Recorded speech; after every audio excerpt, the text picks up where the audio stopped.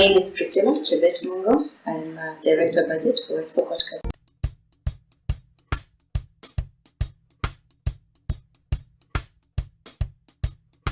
Once we implemented participatory budgeting through the World Bank. That is just an element of public participation. So we decided to enrich our public participation process by incorporating participatory budgeting into it. And the reason why we did that is, I think the biggest buy-in for us was the element of the three-legged stool.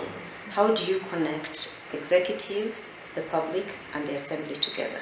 So how do we implement it? The first step we do in every financial year, we have a training session for the MCAs, the ward administrators, the ward managers, and the executive. The purpose of that meeting is A, to train, to bring us up to date on where we are, to do lessons learned, to then plan, map for where we have our existing projects, and then we also now plan a mobilization strategy. For you to access the public at the time you want to access them, it's really important for you to mobilize. And mobilizing, in our case, we use by law, we're supposed to put it in the newspaper. So we put an advertisement in the newspaper based on all the locations and which dates we are going to those locations. And then we start a grassroots mobilization strategy, which is using the chiefs. We have a list of mobilizers for every venue. We contact them through phone, through SMS, to let them know these are the dates that we're coming to you. And then we use our local radio stations, which actually speak in vernacular, so that our citizenry who do not understand English or Swahili can be able to know exactly what dates. Then we have public notices in our ward administrator's office, as well as the different, we also use churches, we use our CSO, NGOs, everybody who we can use to access the public, we do. We also use our county budget and economic forum. This is something we started this financial year, which is also really good because they have their structured networks. For example, the representative from Maendeleo and Onake has their contacts. The representative from the agricultural, the trade, they have their contacts. So we can be able to get everybody in the process. And then from there, we have another meeting right before we go to the field, and that is for only the ward administrators and the ward managers. And that is just to fine-tune everything that we need. We also give them materials that they need to go and for the data that we're supposed to collect. And then we conduct the public participation exercise itself. If there's a contractor that's messing up, we get immediate feedback per project at that stage. And then we do an open forum where everybody now discusses their needs. So it's not limited to anything. Youth we do an affirmative process where at least women have to speak in our society in West Pokot. Culturally, women don't speak when men are around. But then through this PB, participatory budgeting process, the ward administrator, who is the facilitator of the meeting, actually in conjunction with the chief, talks to the public and says, men, this is a meeting for everybody. And in this year, great enough, we realized last year that only women were talking and youth were not talking. So this year we said even youth have to talk, so that everybody is represented. Also people with disabilities, we make sure that at least we give them access to the meetings. So we have an open discussion of all needs, all priority needs that need to be represented. And then from there, obviously resources are very, very limited. So to manage expectations, which is one of the biggest challenges of this aspect of participatory budgeting or public participation, you have to be able to tell the people exactly how much money is available. You explain to them what component of the budget is available in terms of development, and we further segment our budget to what is available for flagship projects, so that the county, in fact, in our county, which was previously marginalized, we really need a lot of infrastructure works. So infrastructure works are not normally the projects that are recommended from the public, from the village level. They want the project that will affect them right there and then. Instead of thinking about a water supply line, they'll think about a borehole.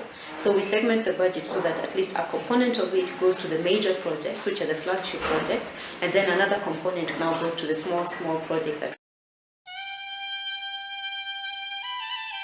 Once you give each ward, ward especially, a specific amount, we ask them to narrow down from the long list of projects or proposals to just 3. And we use a consensus method to choose a 3, or if it becomes very difficult, we have a voting method. So they vote for the number 1, number 2, and number 3 priority.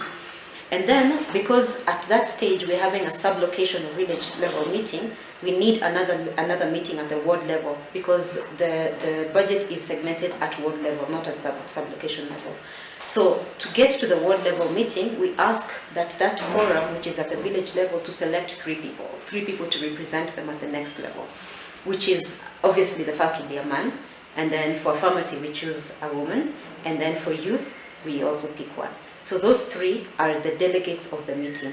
In addition to that, you have the ward administrator and the ward manager, and then the MCA. You have to build a synergy between the political element and the executive element. So the MCA is there present at every single meeting. So we have what we call a submission form. There are two of them. One has a long list of projects that were proposed, and then the second one has the three. And the three is signed by all these 5 people.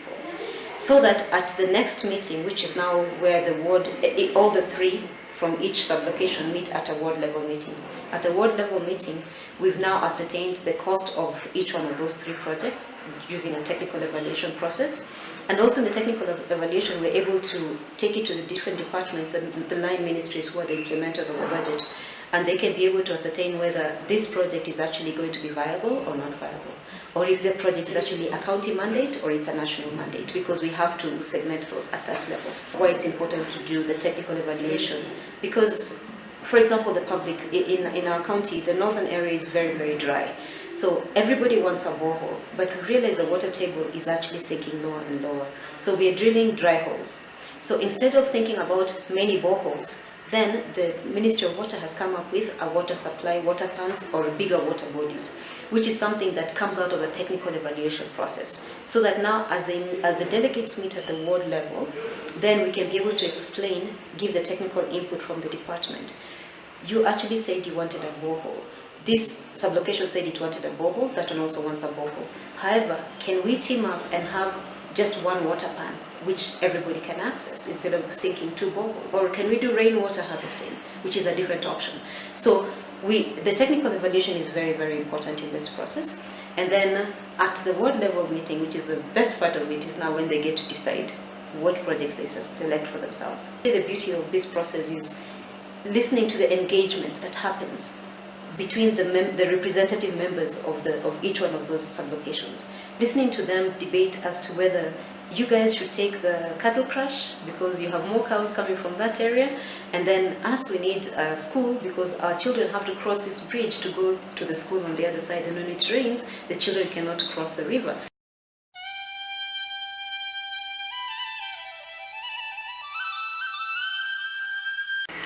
So for us as a county, we start at the lowest level, which is a sublocation level. And sublocation level is also the village, so there is absolutely no difference between a sublocation. As a county government, we adopted the sublocations to be villages. So we start there, and that is an open forum meeting that is it's open to everybody. And the projects that come from the sublocation level meeting are now, it's a document which has priority of 3, and also a long list. But the priority of 3 is basically what that community has decided. With that comes 3 delegates. A man, a woman, and a representative from youth. So those 3 delegates with that submission form now go to the ward level meeting. So at the ward level meeting, all the sublocations come together and they have one meeting where they decide, for our budgets, we segment 28.75 million per ward, 28 million per ward, of which 8 million goes to bursary. So then you're left with 20 million that you're going to apply towards projects. We have 20 wards, so that gives us about 575 million. Now, from that 20 million, that group of representatives then sits and decides which projects fit in within the 20 million. And from there, those are the projects that go to the budget.